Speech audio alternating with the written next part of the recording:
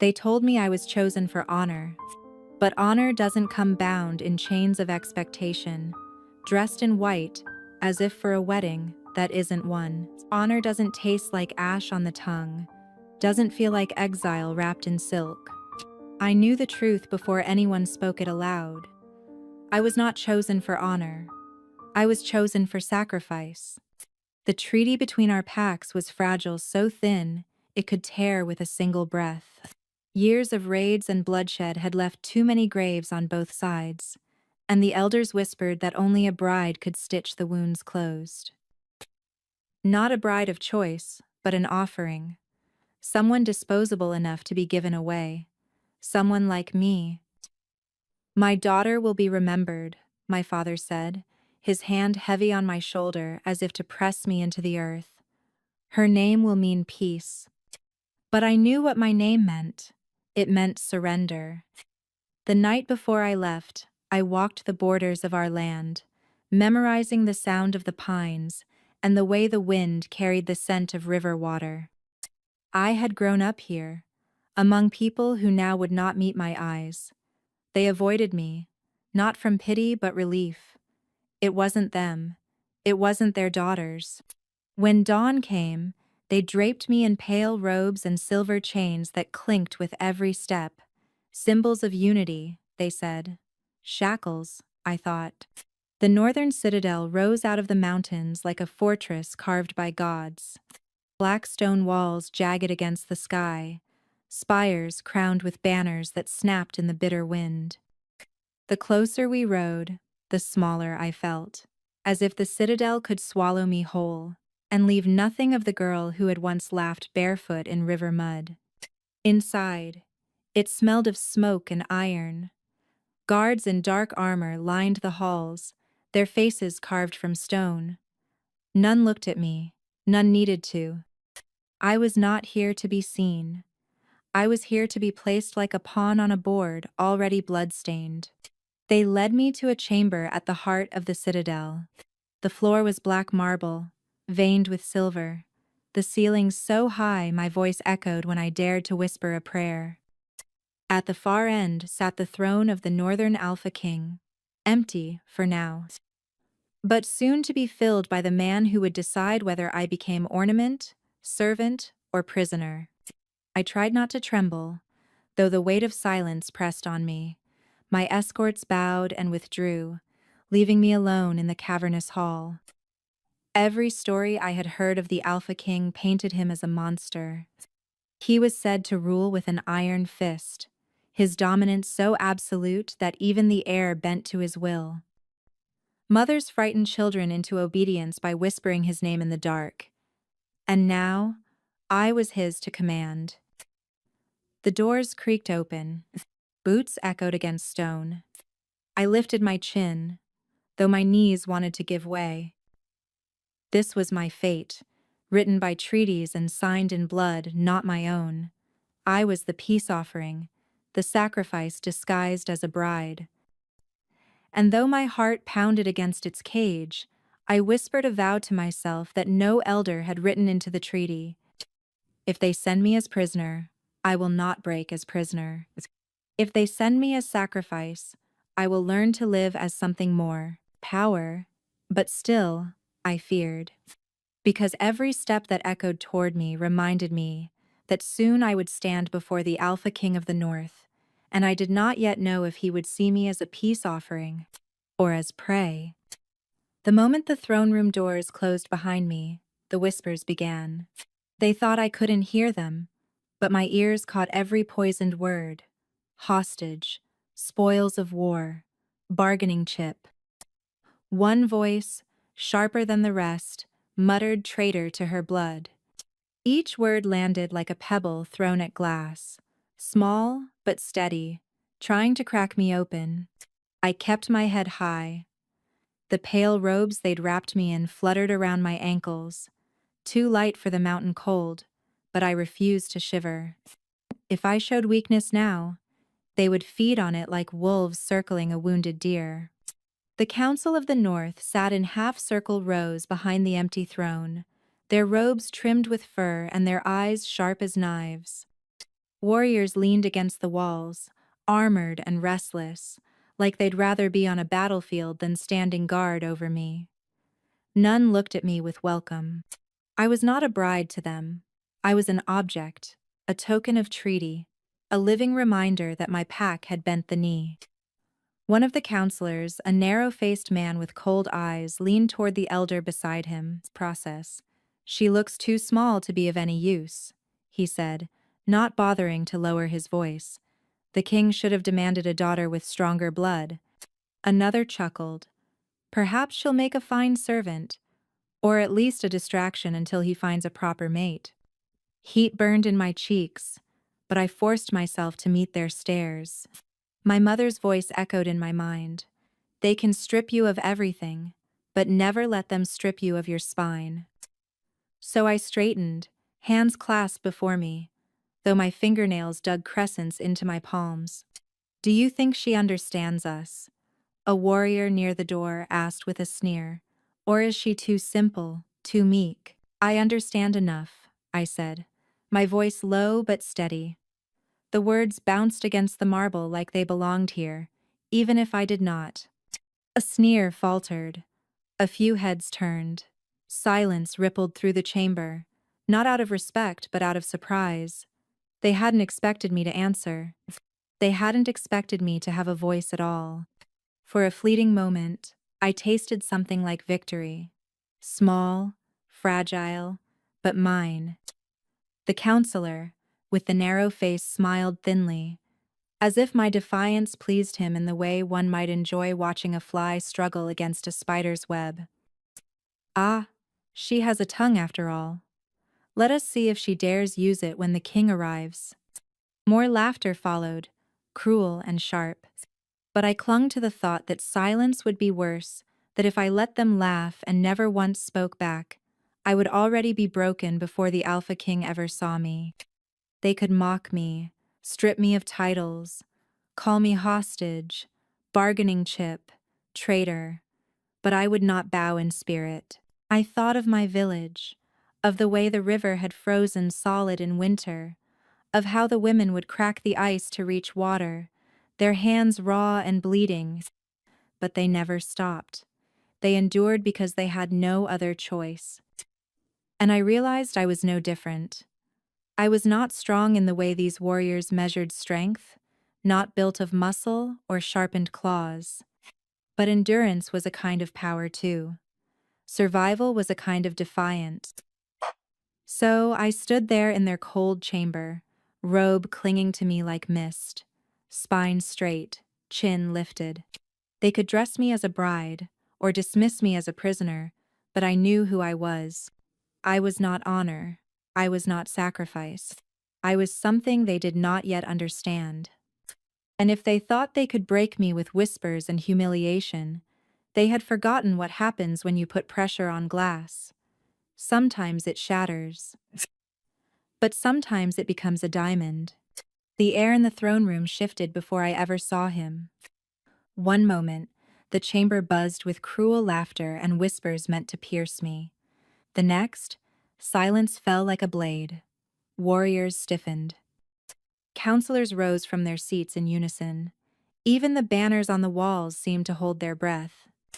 The doors opened, and he entered. Alpha King, Lysander, Valdris. The stories hadn't been lies. If anything, they had been too small to contain him. He moved like a storm, given flesh tall, broad-shouldered, every line of him carved with power.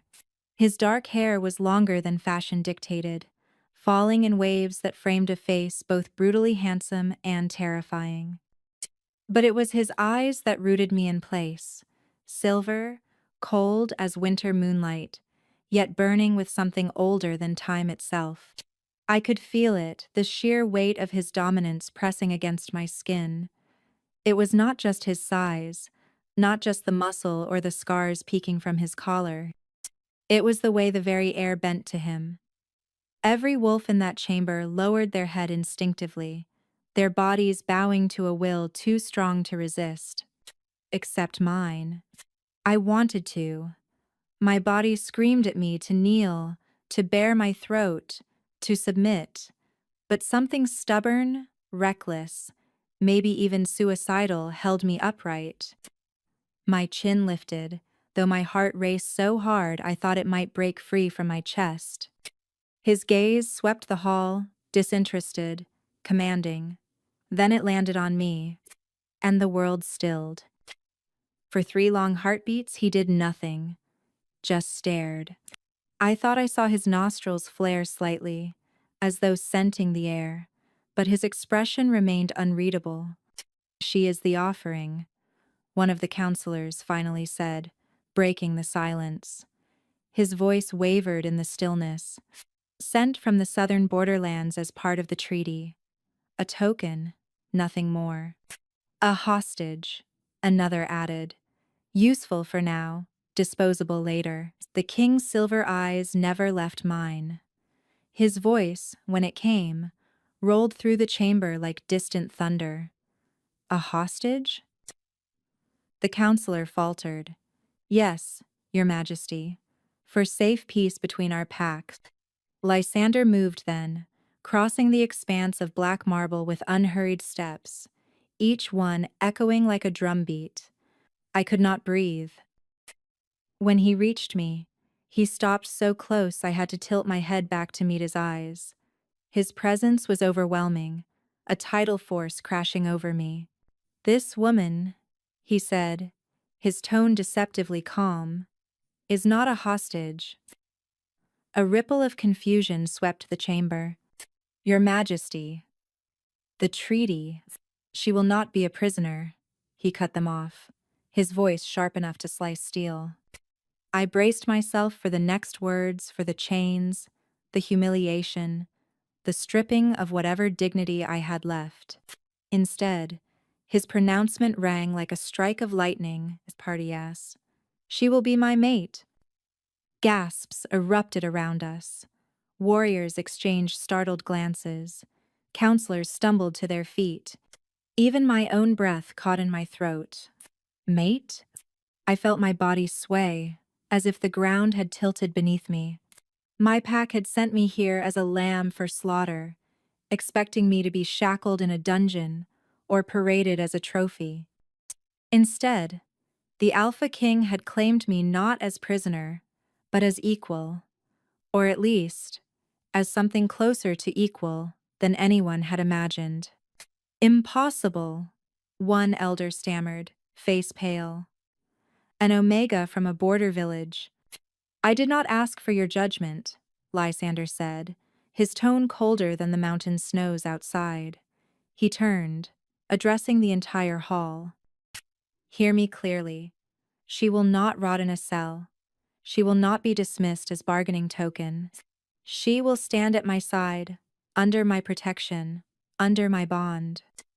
I heard it then, the low growl rumbling through the gathered wolves. Not all approved. Some sounded furious, others fearful. My heart hammered in my ribs, but still I did not look away from him. I should have felt relief, safety, gratitude. Instead, I felt trapped by a new kind of chain. Because being the Alpha King's prisoner would have been one kind of death, being his mate promised something far more complicated.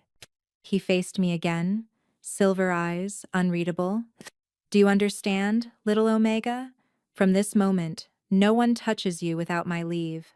No one commands you but me." The words were both shield and shackle. My pulse thundered in my ears. I swallowed hard and whispered, "Why?"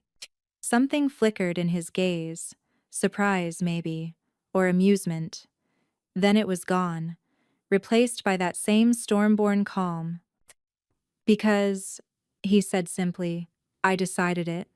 The chamber fell silent again, every soul bowing to the king's will. And I realized with a shiver that whatever fate awaited me, it would no longer be defined by treaties or councils. It would be defined by him, the Alpha King, my mate, my captor, my only shield in a world that wanted me broken. I expected chains.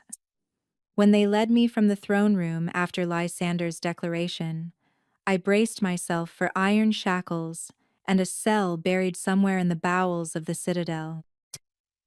That was what I had prepared for: humiliation, confinement, a slow wasting away as my pack boasted of peace while I vanished into silence. But the path did not descend into darkness. It climbed higher.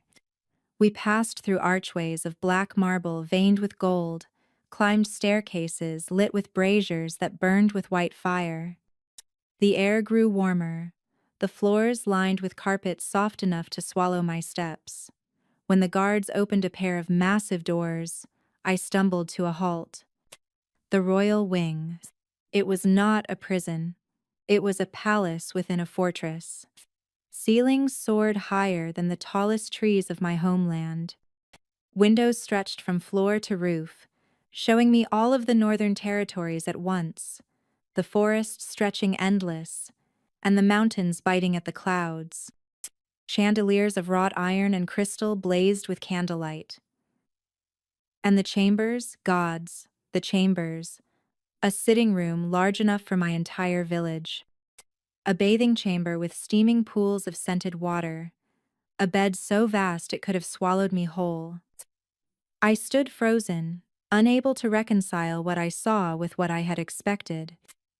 "This will be your domain," Lysander's voice came from behind me. I turned slowly. He stood in the doorway, arms folded across his chest, silver eyes watching me as though I were a puzzle he intended to solve. "Domain?" I asked, my voice barely above a whisper. "You thought I'd chain you to stone, didn't you?" His mouth curved not quite a smile, not quite mockery, something sharper. "That's what your pack told you." I said nothing. The silence was answer enough. Lysander stepped into the chamber, his boots soundless on the carpet. "You are not my prisoner, Kestrel. You are my mate. If you walk these halls, no one will stop you. If you give orders to the attendants, they will obey." He gestured, and a pair of women emerged from a side door, bowing their heads. "Food, clothing, books, anything you want.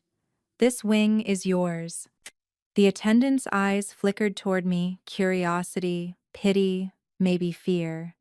Then back to the king. My heart beat fast and uneven. Freedom of movement, attendance, comfort beyond anything I'd ever dreamed. I should have felt relief, gratitude, even, but I couldn't shake the unease coiling in my stomach. "Why?" I asked finally. "Why what? Why give me this? Why not keep me where you can forget me?" For a moment, he said nothing, just studied me, head tilted, gaze heavy as snow pressing down a mountain. "Because forgetting you is not possible." I flinched. His tone hadn't been tender. It had been clinical, as if he'd observed a fact about the weather. Unavoidable. Absolute.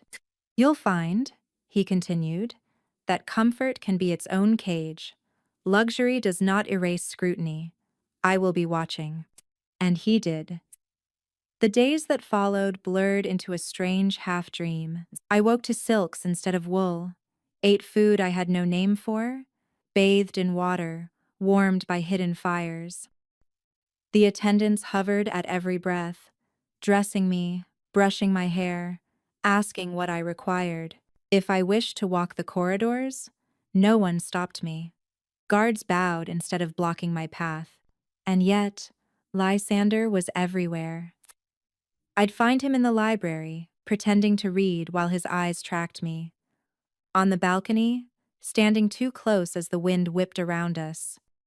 At meals, watching the way I lifted the cup to my lips, as though the angle of my wrist carried some secret. It was not cruelty. It was worse. It was study. He spoke little, asked fewer questions, but his silence was weighted, his gaze sharp enough to peel away skin. I felt as though he were waiting for something for me to break, or reveal, or confess. But what did he think I was hiding? I was no spy, no weapon, just a woman who had been sent here as an offering. And yet, at night, when I lay in the massive bed, I could still feel his eyes, as though they'd branded me even after he left the chamber. And a thought festered in the dark, one I could not silence. Perhaps he wasn't watching to find weakness. Perhaps he was watching to see if I was strong enough to survive him. It did not take long for the whispers to find me. At first, they came from across the hall, carried by servants who did not think I could hear. Then from guards stationed in the corridors, their voices low, but never low enough. And finally, from counselors themselves, their disdain sharpened into words spoken directly in my presence, as if testing how much I could endure before breaking. Traitor, hostage, spy. The words curled through the citadel like smoke, seeping into every corner until even the walls seemed to hum with accusation. It was my own people who struck first. Messengers came from the border villages, men I had once known by name, who had eaten at my family's table. They refused to meet my eyes when I stepped into the council chamber beside Lysander, but their words carried the venom of betrayal. She bows to the north, one spat, wears his colors, his jewels. She forgets whose blood runs in her veins. She has chosen comfort over loyalty, another said. Our daughter given in treaty has turned consort, perhaps even queen. Their contempt was sharper than chains would have been. They had sent me here with no choice, and now they condemned me for surviving it. I wanted to scream at them that I had not chosen, that I had been handed over like grain in tribute, that every day I lived in a cage dressed as a palace. But my throat locked. My words would not matter. To them, I was already lost. The counselors of the north seized upon it like wolves scenting blood. See how quickly she changes allegiance, muttered one with a voice like gravel. No doubt she carries her pack's secrets, feeding them to our enemies. Another leaned forward, eyes glittering. She is a spy. A daughter of the South cannot be trusted in the North's bed. Their accusations spilled like water down a cliff, unstoppable, relentless. And all the while, I sat with my back straight, my hands folded, every nerve burning with shame and fury. I told myself not to flinch, not to show them the crack in my spirit they so desperately wanted to see. Through it all, Lysander said nothing. He sat at the head of the chamber, his silver eyes unreadable, his hands resting lightly on the arms of his throne. It was only when the noise reached a fever pitch that he finally spoke. Enough. A single word slammed through the chamber like a hammer. The counselors froze. The messengers from my pack lowered their eyes. Silence thickened the air. Comsive. She is not a hostage, Lysander said slowly, deliberately. And she is not a spy. She is mine. The possessive weight of those words rolled through me, confusing my heart. Part of me bristled at being spoken of as though I were an object, a possession. Another part, one I hated to acknowledge, found relief in it, because no one dared challenge what the Alpha King claimed as his. Yet even his protection carried its own isolation. When the chamber emptied, I lingered on the balcony overlooking the northern forests. The mountains stretched endless, crowned with snow, and for the first time I realized how far I was from the world I once knew. Even if I wanted to return home, there was no place left for me. To my people, I was traitor. To the north, I was spy.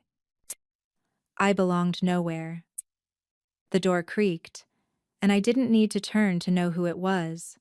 His presence pressed against me like the weight of a storm. You hear them, I said quietly. You hear what they call me. Yes, Kamen, and you let them. He stepped closer until the air between us seemed charged, his voice low.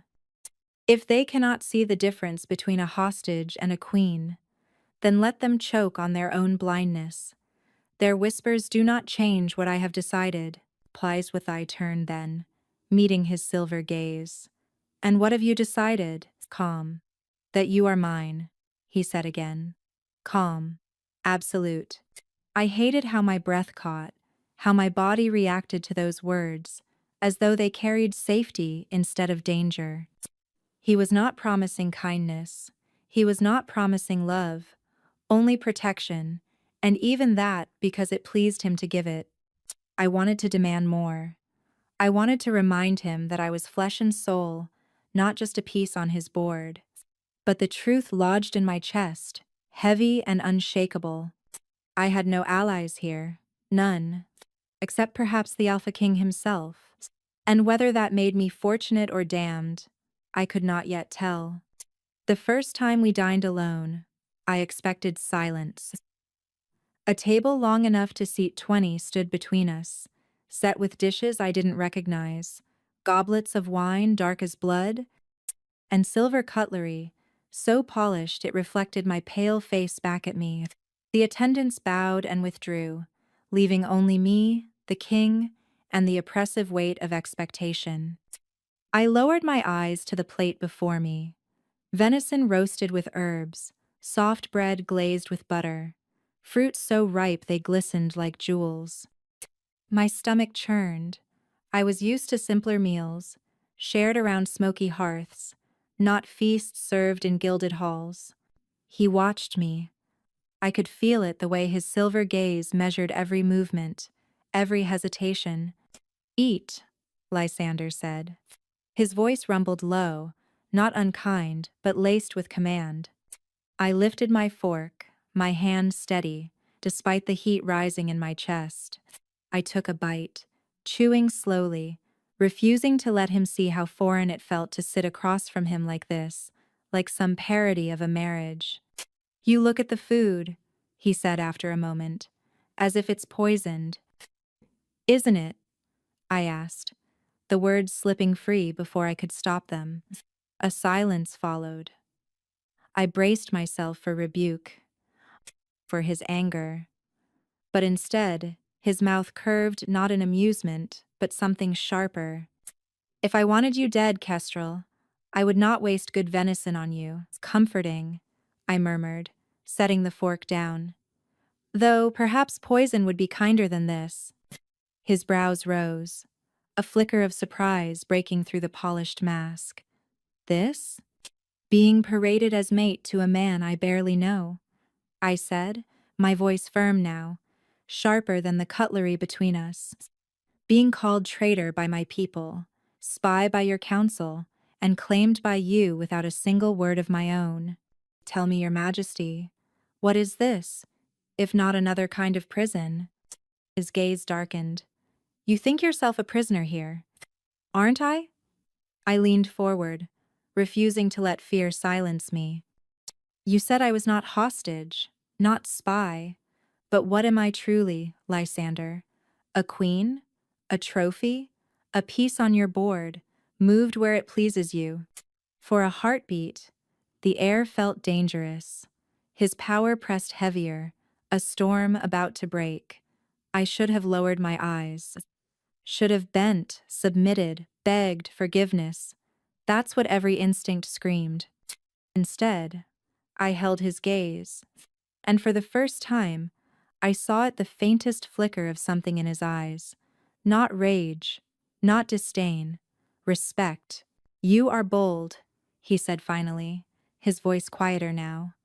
Most Omegas in your place would have broken by now. Then perhaps I am not most Omegas. The words slipped out, sharp as steel. My heart thundered, but I did not take them back. A pause. Then, to my shock, he laughed. Not a warm sound, but deep, harsh, real.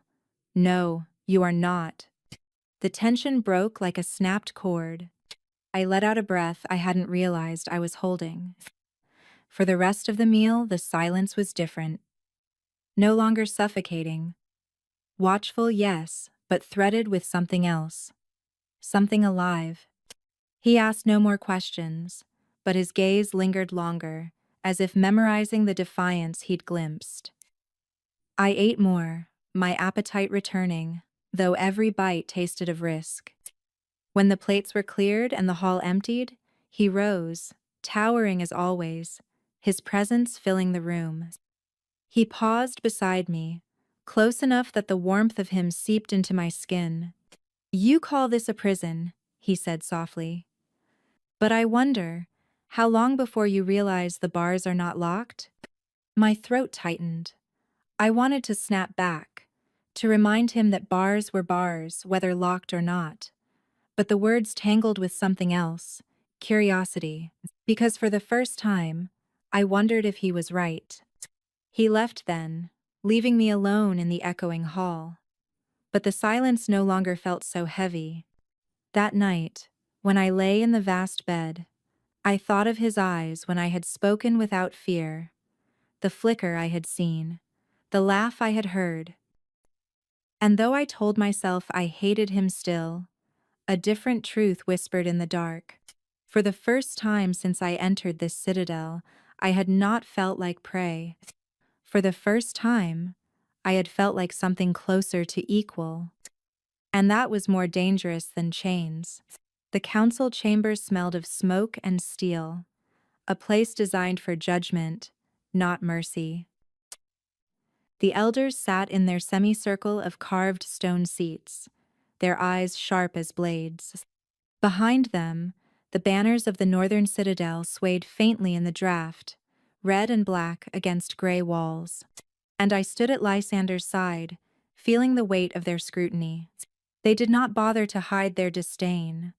"She cannot be queen," Elder Corvin declared, his voice heavy with age, but sharp with conviction. "A concubine at best." A concubine is all she was meant to be. Murmurs rippled through the chamber, some nodding in agreement, others glancing nervously toward Lysander. "She is an omega," another added coldly, "a peace token dressed in silks. We cannot place such a one at the king's side as equal. It would insult every alpha lineage who fought for centuries to build this kingdom." The word insult echoed like a slap. I kept my face still, though inside my chest burned. They spoke of me as though I were not there, as though my presence was nothing more than an object of trade flesh to warm the king's bed. Not a voice, not a mind, not a woman who had bled and lived and endured. My people had branded me traitor. The North branded me less than worthy. Everywhere I turned, it seemed, I belonged nowhere. But Lysander sat unmoved, his silver eyes fixed on the council. "Enough," he said, and the word thundered through the chamber. The murmurs died instantly. Corvin bristled. "We only speak for the stability of the realm, Your Majesty. The people will not accept her as queen." Lysander rose slowly, the weight of his presence filling the chamber until even the most hardened warriors lowered their eyes. He did not raise his voice, yet his words carried the finality of a storm breaking. "If she's mine," he said, "she rules beside me." The chamber froze. A pulse of power rolled off him, tangible, pressing against my skin. The declaration was not suggestion, it was law. She is not concubine, she is not bargaining chip, she is queen. Gasps rippled through the chamber, scandalized, fearful. Some elders looked as though they'd swallowed poison. Corvin surged to his feet, face blotched red. "You cannot. Do you question me?" Lysander's gaze cut to him, cold as a blade's edge. The elder's mouth snapped shut, but defiance still burned in his eyes. Others began to murmur again, voices low but urgent. "The alphas will not accept this," one hissed. "The people will riot," praise. "The southern packs will use it as proof of his weakness," another warned. "Civil unrest will tear us apart." Their panic swirled, feeding on itself, a storm of resistance to the king's will. And through it all, I stood silent, my pulse hammering in my ears. He had spoken for me again, claimed me before them all. His words were shield and shackle at once. I was queen not because they saw me as such, not because I had proven myself worthy, but because he willed it. Yet when I looked at him, at the calm fury in his stance, I felt something unexpected. Not possession, not pity, but a strange kind of faith. He had defied them all for me. The thought was dizzying. Corvin broke the silence again, voice low but dangerous. Your Majesty, if you persist in this, you will fracture the council. And if the council fractures, so too will the kingdom. Already the villages murmur against your decision. Already rival alphas whisper rebellion. Lysander did not flinch. Let them whisper. Let them plot. They will find I do not break. He turned his head slightly then, his silver eyes meeting mine for the briefest moment. And though no words passed between us, the meaning struck like lightning. Do not bow, do not bend. Stand with me. I lifted my chin. For the first time, I did not feel like an offering on display. I felt like a piece of iron being tested in the forge, pressured, heated, reshaped into something stronger. Still, as the council chamber emptied in tense silence, I could not ignore the truth. His defiance had drawn a line in blood. Some would follow, some would fight. The kingdom trembled on the edge of fracture, and I, an Omega, a peace offering, had become the spark in its center. It happened on a night heavy with silence. The royal wing was hushed, the braziers burning low, attendants dismissed. I had begun to grow used to the citadel's strange rhythm, the constant watch of guards, the echo of boots in endless corridors, the way the whole fortress seemed to breathe with the king's will. But that night, something felt off. I lay in the vast bed, staring at the ceiling carved with constellations I didn't recognize. Sleep would not come. My skin prickled with unease, the way it had in my village whenever wolves prowled too close to the border. Instinct whispered of danger. Then I heard it. Not the steady march of the king's soldiers, but the soft scrape of unfamiliar feet. I slipped from the bed, bare feet silent on the cold floor, and moved toward the balcony doors. The wind howled through the mountains, carrying scents I couldn't quite name, smoke, iron, and beneath it a memory of home. The bitter herbs of the southern villages, my kin. The doors burst open. Dark figures swept in, cloaked and masked, their blades glinting in the moonlight. Assassins, sent by those who had once called me daughter, neighbor, kin. End the humiliation, one hissed. End the treaty. I froze for only a heartbeat. Then instinct took over. I snatched the nearest thing. I could reach a heavy candlestick and swung it with all the strength I had. Brass. The crack of metal against bone startled even me. One assassin staggered back, blood dripping down his temple. Another lunged, blade flashing toward my chest. But a roar split the air. Lysander. He appeared from the adjoining chamber, like a storm breaking loose, his silver eyes burning with fury. He caught the assassin's wrist mid-strike, twisting until bone snapped. The man screamed, but Lysander silenced him with a single, brutal blow. More poured in 5, 6, maybe more. Too many for me to count. They swarmed him, blades flashing, teeth bared. I should have hidden.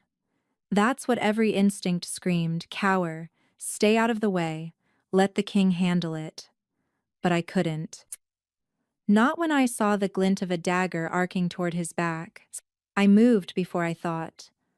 My hand closed around another candlestick, and I hurled it with every ounce of desperation in me. It struck the attacker square in the temple, hard enough to make him stumble. It was enough for Lysander to whirl, his blade finding the man's throat in a single motion. He glanced at me then, just a flicker of silver eyes in the chaos. surprise, and something else. Stay back, he growled. But I didn't. Another assassin lunged at me, his knife raised. I ducked, catching his arm between mine, the way the women in my village had taught each other to fight off raiders. I bit down hard on his wrist, tasting blood.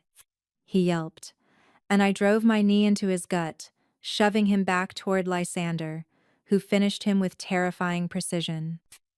The chamber smelled of iron and blood, the floor slick with it. My breath came in ragged gasps, but I kept moving, kept fighting, refusing to let fear paralyze me. By the time the last assassin fell, silence returned thick and heavy, broken only by the crackle of dying flames. I stood trembling, chest heaving, blood smeared across my hands. My own blood? Theirs? I couldn't tell. Lysander wiped his blade on the cloak of a fallen man, then turned to me. For a moment, he only stared, his chest rising and falling. His expression was unreadable, his silver eyes bright in the firelight. "You saved me," he said finally. His voice was low, rougher than I had ever heard it. I just reacted," I whispered. "No." He stepped closer, so close I could see the faint scar along his jaw, the lines of exhaustion hidden beneath the weight of his power. "Problem. You moved without hesitation. You fought. You risked yourself for me." I didn't know what to say. My legs threatened to give out beneath me, but I forced myself to stand tall. He reached out then, his blood-stained hand brushing a strand of hair from my face. His touch was warm, grounding, terrifying. "My mate," he said, "not as politics, not as performance, as truth." The words hit harder than any blade. Heat flooded my chest, sharp and confusing. I wanted to deny it, to push him away, to remind myself that I had been given here as sacrifice, not choice. But another truth lodged deep inside me. He had spoken it not as claim, but as recognition. For the first time, I wondered if I truly was a prisoner here, or if I had become something else entirely. The citadel was quieter after the assassin's blood had been scrubbed from the stones, but the silence carried weight. The kind of silence that waits, that presses at the edges of your thoughts until you can't ignore it anymore. I should have felt safe. The men who wanted me dead lay cold in the earth. Yet I didn't feel safe at all, because the real danger was not the blades of assassins. It was the man who now walked at my side. That night, he led me not to the throne room, not to the council, but to his private chamber, a place I had not yet seen. The walls were hung with maps of the northern territories, the hearth glowing with low firelight. A wolf's pelt lay spread across the stone floor, its silver fur shimmering. The room smelled of smoke and pine, of steel and storm. Him. "Why?" I asked as soon as the door shut behind us. My voice cracked with exhaustion but carried the demand I could no longer silence. "Why claim me? Why protect me when your own counsel calls me a threat?" He turned, his silver eyes bright in the firelight, and for once he did not wear the mask of the untouchable king. His shoulders were heavy, his expression tired, as if carrying truths he had long kept hidden. "Because I saw you," he said. My breath caught. "Saw me?" "In visions." He stepped closer, slow, deliberate, like a wolf circling. "Long before you were brought here, before the treaty, I saw a woman with copper hair and a fire in her eyes. A queen standing at my side, her power different from mine, yet equal. She was the balance the kingdom needed." I stared at him, stunned. "You think I'm some prophecy?" "I don't think," he said, his voice low, firm. "I know." Heat rose in my chest, not from desire this time but from anger. "Do you realize what that sounds like? That I have no choice? No will of my own? That I'm just a pawn for your visions, for your counsel, for my people who threw me into your hands? The words tumbled out, raw and jagged. I was born into sacrifice, Lysander. First for my pack, then for your treaty, now for your visions. When do I become more than what everyone else decides I am? The fire cracked, my voice shook, but I forced the words out, even if they broke me. I don't want to be a pawn.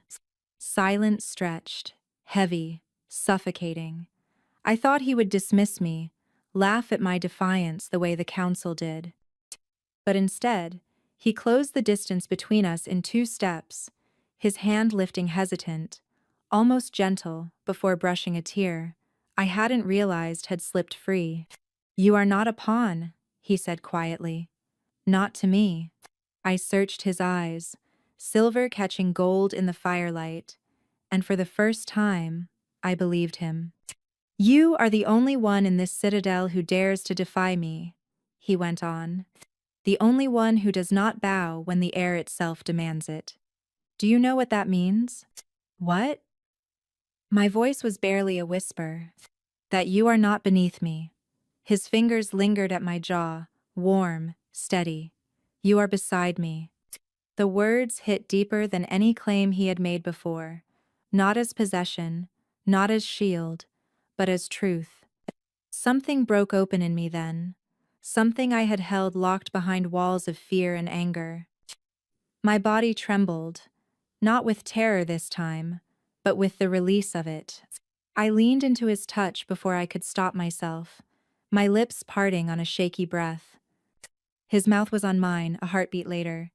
It was not gentle, not tentative. It was raw, fierce, the collision of 2 storms. His hand cupped the back of my neck, pulling me closer as if he could anchor me to him. And God's help me. I let him. I wanted him. The kiss deepened, pulling the air from my lungs, leaving only heat and hunger and the pounding of my heart against his chest. I had thought I knew fire, but this was something else, something that burned without destroying. When we finally broke apart, our foreheads pressed together, his breath ragged against mine. You are not here because of visions, he said hoarsely. You are here because my wolf chose you, because I choose you. And in that moment, with his words tangled in mine, I felt it the first fragile thread of something dangerous and undeniable. Not chains, not treaty, not prophecy, bond. Real, raw, ours. The first warning came with the horns. Low and mournful, they echoed from the watchtowers of the citadel, rolling through stone and air like the growl of a beast too large to name. I was in the library when they sounded, my hand halfway across a page I could no longer see. Every muscle in my body stilled. The treaty had been fragile from the beginning, and now it was broken. By the time I reached the council chamber, the news had already spread. My pack, my own blood, was marching on the citadel. Hundreds of warriors advancing with banners flying, demanding either my return or my death. The chamber was alive with panic. Elders shouted over one another, their robes sweeping like wings, their voices sharp as blades. They will not stop until she is returned. Elder Corvin thundered. Our walls will not withstand a full siege. Then give her back, another snarled. His eyes cut toward me, filled with disgust. She is theirs by right. An Omega does not belong on the northern throne. She is the cause of this, a third said. Remove her, and the war dissolves. Their words struck like arrows, but I forced myself to keep my chin high. I would not let them see me falter. Still, inside, my chest was hollow. My people, the ones who had sent me here as offering, now came to drag me back or bury me in the snow. Lysander sat at the head of the chamber, unmoving, his silver eyes burning with quiet fury. He let them speak, let their panic claw at the air, until the noise reached its peak. Then he rose. The silence that followed was immediate, heavy. You would have me hand over my mate like cattle at market, he said, his voice low, each word carrying the weight of thunder. You would see me bow to Southerners who cannot keep their oaths. Your Majesty, Corvin said carefully, we speak only for the stability of the realm. Hundreds march on us now. The people will starve if we fall under siege. Better to cut away the rot than let the whole kingdom wither. Price. The word rot stung, but Lysander did not flinch. He stepped down from the dais, slow and deliberate, his presence filling the chamber until even the bravest of the council looked away. She is not rot, he said. She is not weakness. She is not ransom. His gaze swept across the room, silver burning. She is not theirs to claim. Then his eyes found mine, holding me steady, anchoring me in place as his final words fell like a blade. She is mine. The declaration rippled through the chamber, sharp as lightning splitting the sky. Some gasped, others hissed in outrage, but none dared speak against it. The weight of his power pressed too heavily, his dominance undeniable. My throat tightened. I had heard him call me mate before, but never like this. Not as politics, not as shield against whispers, but as truth before his council, as vow before his kingdom. You will not, Lysander continued, his voice rising now, hand my queen to wolves who cannot honor peace. You will not barter her life for your fear. If they march, let them march. They will learn what it means to challenge the North. The elders recoiled, some pale, others furious. Yet none dared move against him.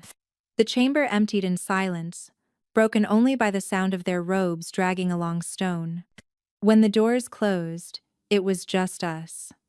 The fire in the hearth crackled, filling the heavy quiet. You defied them for me, I said at last, my voice unsteady. His silver eyes softened just slightly, but enough that I saw it.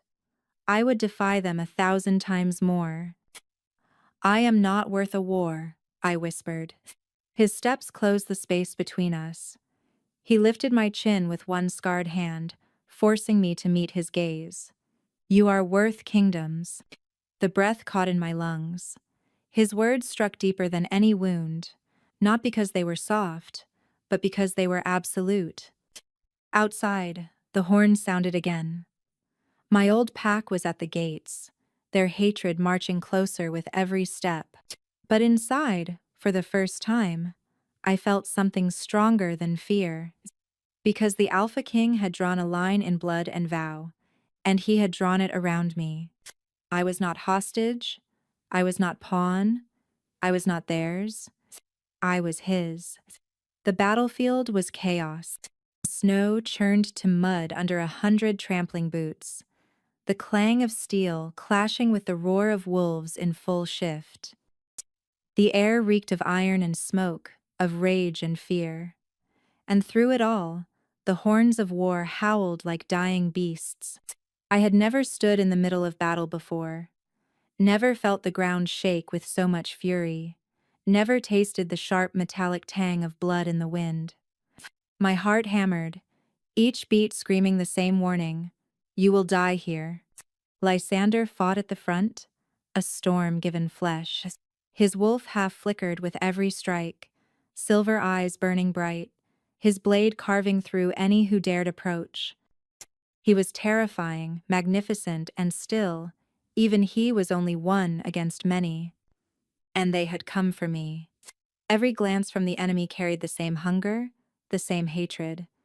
To them, I was no queen, no mate.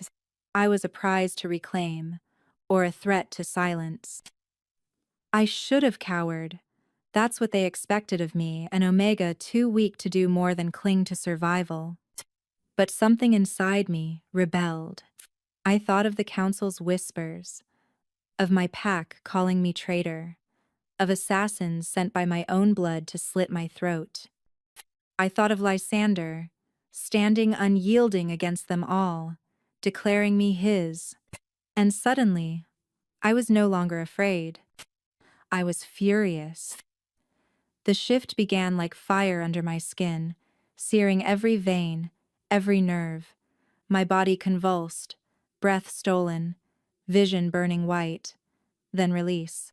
My wolf tore free, not the small, fragile thing I had once feared to be. No, this wolf was larger, stronger, its fur glowing like copper fire beneath the sunday. My senses exploded outward, every scent sharp, every sound precise. I could hear the falter in enemy breaths, the crack in their courage. I could smell their lies, their fear. A howl ripped from my throat, wild and primal, shaking the air. The battle stilled for a heartbeat, eyes turned, gasps echoed. The Omega shifted? Someone choked. An Omega was never meant to shift. And yet, I stood on four legs, my claws sinking into snow, my power undeniable. I lunged. The first warrior didn't even raise his shield before I bowled him over, teeth sinking into his shoulder.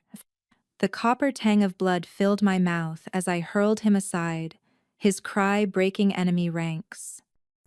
Another charged me.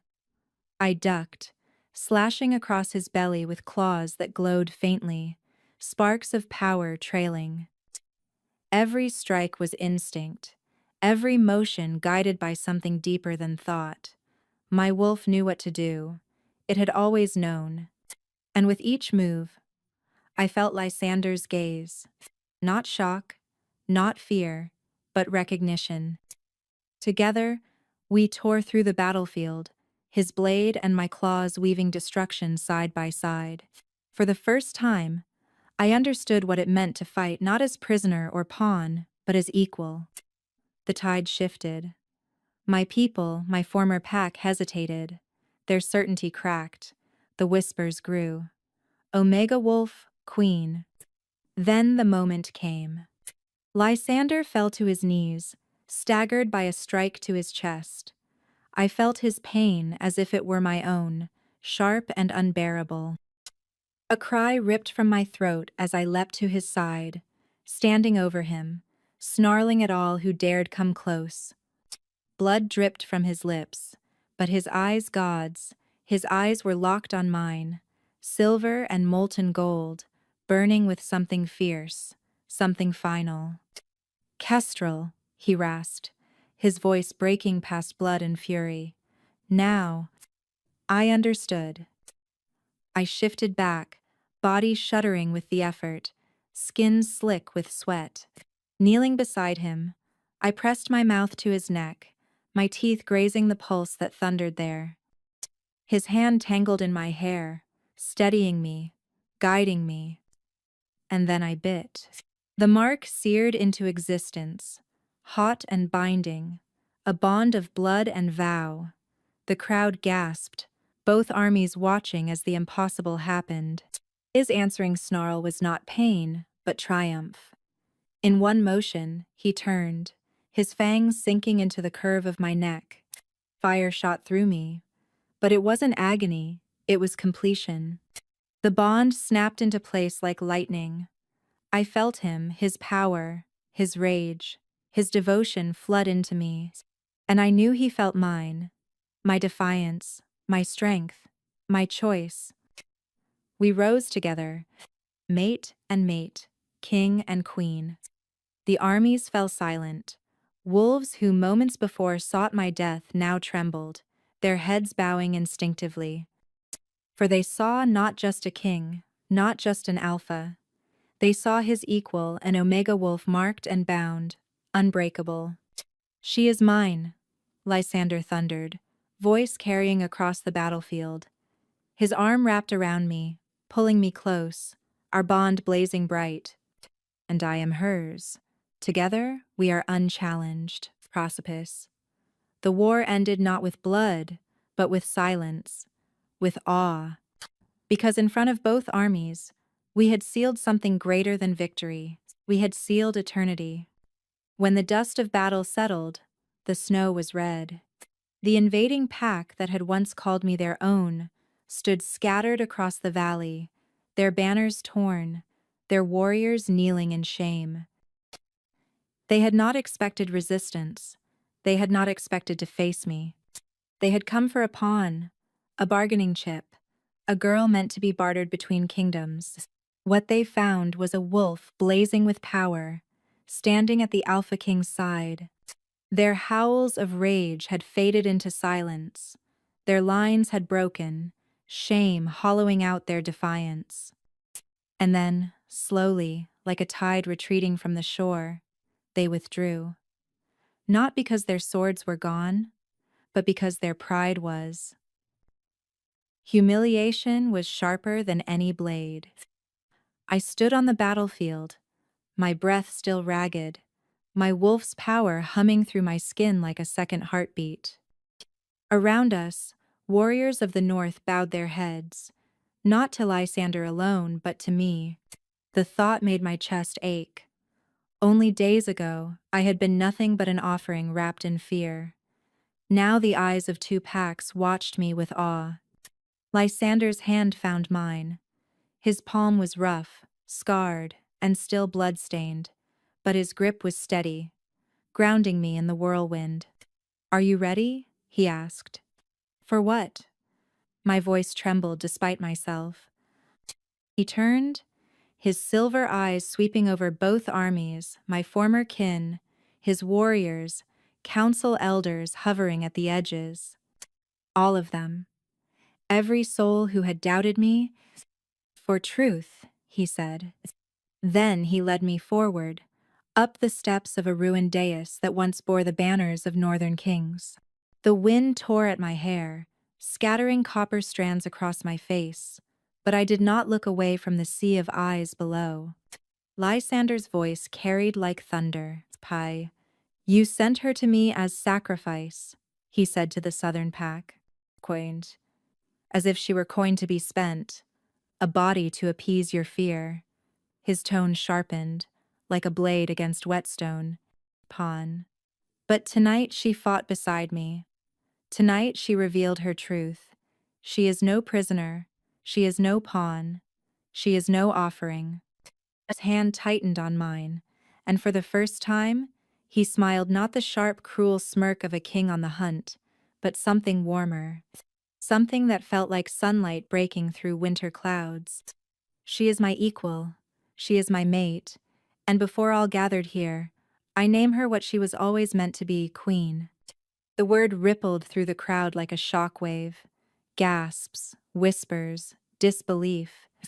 But none could deny what they had seen on the battlefield. The Omega Wolf who had shifted, who had turned the tide, who had stood unbroken when others had fallen. My heart pounded as Lysander released my hand only to reach for the circlet carried by Commander Thorn. A crown of black iron veined with silver, heavy with history. When he placed it on my head, I felt the weight of it, not just metal, but the burden of legacy, of expectation. Yet beneath it, I also felt the bond humming between us, steady and unshakable, his power braided with mine, his strength woven through my defiance. The soldiers of the north roared their approval, howls rising like a storm. Even among the southerners, some bowed their heads, their gazes no longer filled with hatred, but with something closer to reluctant respect.